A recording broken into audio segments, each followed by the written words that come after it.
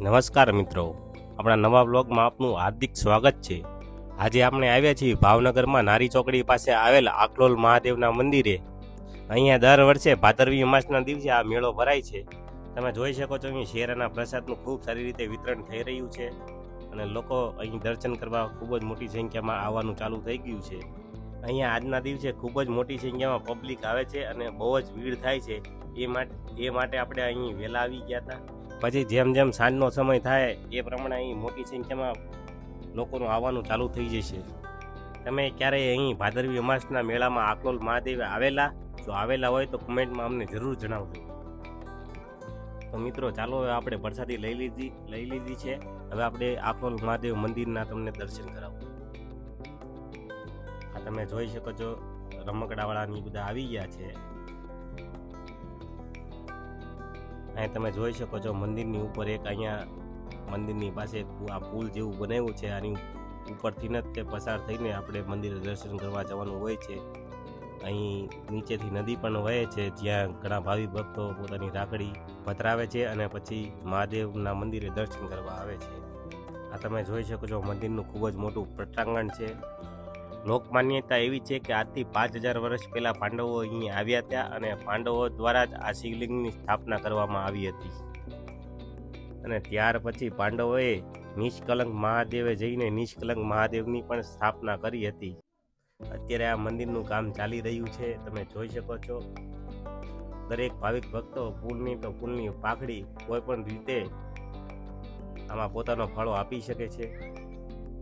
મિત્રો અમે પણ અહીં પાંડવ સ્થાપિત આખલોલ મહાદેવ મંદિરના દર્શન કર્યા અને પછી ચાલો આપણે હવે મેળામાં જઈશું। દૂર દૂરથી લોકો પોતાના બાળકો સાથે અહીં મેળાનો આનંદ લેવા આવે છે। તમે જોઈ શકો છો અહીં મેળામાં દરેક રાઇડ્સ અવેલેબલ છે।